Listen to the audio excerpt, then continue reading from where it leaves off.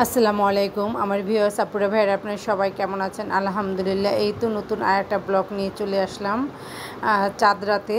তো এই তো আমার ননদরা সবাই এসেছে আর কি। তো আমি যেহেতু একটু ব্যস্ত ছিলাম তাই এই ব্লগটা ওরকমভাবে ছাড়তে পারিনি। আজকে আমি 3 দিনের ভিডিওটা 3 দিন কী করেছি একটু একটু করে আপনাদের সাথে শেয়ার করব। তো ওরা আসার পরে আমরা এত বেশি খুশি ছিলাম, আর আমার মেয়ে তো তার বোনকে কুলে নিতে পেরে সবচেয়ে বেশি খুশি ছিল। তো সবাই আমরা খাওয়া দাওয়ার পরে কথা বলতেছিলাম, গল্প করতেছিলাম আর কি, সবাই সবার মতো করে। তো ওরা যেহেতু অনেক দিন পর এসেছে বাচ্চাদের নিয়ে, তাই সামিহা অনেক বেশি ব্যস্ত ছিল, খুশি ছিল। আর আমি বাচ্চাদের জন্য একটু ফ্রেঞ্চ ফ্রাই ভেজে দিচ্ছি। বাচ্চারা কিন্তু ফ্রেঞ্চ ফ্রাইটা বেশ পছন্দ করে, আর বেশ কিছুদিন যাবৎ প্রচুর বৃষ্টি হচ্ছে। তো এই তো ফ্রেঞ্চ ফ্রাই ভেজে দেওয়ার পরে আমার ননদের মেয়ে খাচ্ছিল আর অনেক বেশি খুশি ছিল। বাচ্চারা এই ফ্রেঞ্চ ফ্রাইটা যেহেতু বেশ পছন্দ করে, আর আমি ঘরেই যেহেতু তৈরি করেছিলাম একদম ফ্রেশ ছিল। তো আমি যখন আমার রুমে এসেছি এটা পরের দিন, তো এই তো ও একদম আমার বিছানার উপরে এসে বসে আর্ট করতেছিল। আর আমি আমার মেয়ের যত রং পেন্সিল ছিল ওকে নামিয়ে দিয়েছি, তো ও নিজের মতো করে খেলাধুলো করতেছিল।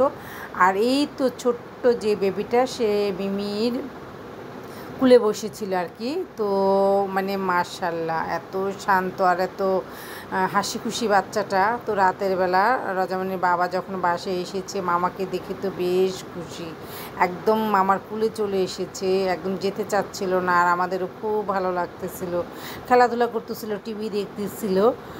তো রজামণি যেহেতু পরীক্ষা শেষ তাই সে তার ফুপ্পিদের এবং বোনদের পেয়ে অনেক বেশি খুশি ছিল, আমরাও বেশ খুশি ছিলাম। আর এবারের ঈদটা যেহেতু ওরা আমাদের সাথে করতেছে তাই আমি ভাবলাম ঘরেই একটু মেহেদি তৈরি করে নিই। তো মানে মেহেদি পাতা থেকে সিদ্ধ করে আমি পানি বের করে নিয়েছি, আর এখন চিনি আর চা পাতা দিয়ে একটা ক্যারামেল তৈরি করে যখন একদম পোড়া পোড়া হয়ে গিয়েছে তখন আমি একটা সুন্দর রং বের করে নিয়েছি হাতে দেওয়ার জন্য।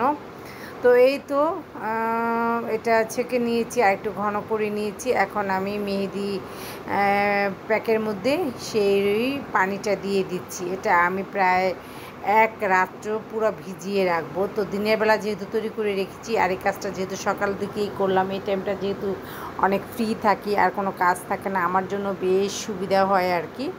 তো কিছু কিছু কাজ গুছিয়ে করে নিলে একটু তাড়াতাড়ি হয়। আর এখন যেহেতু আমার বাসায় মেহমান আছে তাই আমার ব্যস্ততাটা একটু বেশি।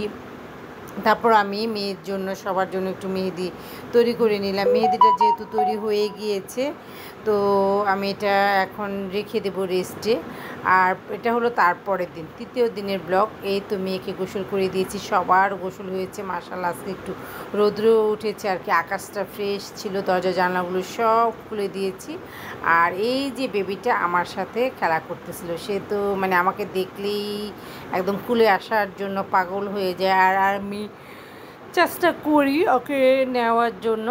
তো বিকেলবেলা একদম ওকে আমি আমার রুমে নিয়ে এসেছি, ঘুম পাড়িয়ে দিয়েছি। যেহেতু আমার ঘরটা একটু নিরিবিলি আর পরিবেশটা অনেক ঠান্ডা, আর সবাই যেহেতু একদিকে আছে সবাই হই হুল্লা কথা, তো এর মধ্যে বাচ্চা যেহেতু ঘুম হয় না তাই ওকে আমি আমার বেডরুমে ঘুম পাড়িয়ে দিয়েছি।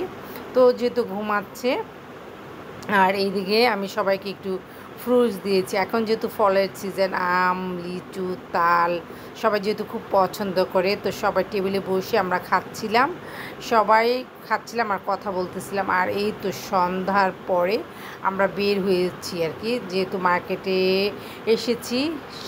সবাই লাস্ট কেনাকাটা, চাঁদ রাতের কেনাকাটা আর কি। জুতা ছিল, তো জুতাটা যেহেতু মানে কেনা বাকি ছিল তাই আমরা সবাই চলে এসেছি, আমার শাশুড়ি আম্মা ছাড়া আর কি। আর আমি যখন এটা আপনাদের সাথে শেয়ার করতেছিলাম আমার একটু ঘুম ঘুম ভাব ছিল, হাইম পাচ্ছিল আর কি। তো আমরা সবাই যেহেতু জুতার মার্কেটে চলে এসেছি, আমরা সবাই মিলে জুতা দেখতেছিলাম, একদম বাচ্চাদের সহকারে নিয়ে এসেছি। তো জুতা পছন্দ করতেছিল, আর আমার মেয়ের জুতাটা যেহেতু কেনা হয়ে গিয়েছে। আর এই টপ 10-এর জুতাগুলো কালেকশনটা খুবই ভালো। আমি এখান থেকেই সবসময় রজামনির জুতাগুলো কিনি আর কি, আমার জুতাগুলো এখান থেকে কিনি একদম ছোটোবেলা থেকেই, যেহেতু জুতাগুলো সবসময় এখান থেকে কেনা হয়। তাই আমি এখান থেকে সব সময় নিই, সুবিধা আছে। আর এটা যেহেতু মেম্বার রজমিনীর বাবা, বাচ্চাদের জুতার কালেকশনগুলো অনেক সুন্দর ছিল, জুতা কেনা হয়ে গিয়েছে। তো এখন আমরা বাসায় চলে এসেছি রাতের বেলা। এই তো বাচ্চাটা মামার সাথে খেলা করতেছিল, মানে সে ঘুম আসবে না। এখন রাত্র বাজতেছে প্রায় 11:30। তো এর মধ্যে আমরা যে গরু নিয়ে এসেছে, গরুটা দেখার জন্য যাচ্ছিলাম এখানে। আল্লাহ হাফিজ, কেমন লাগলো জানাবেন।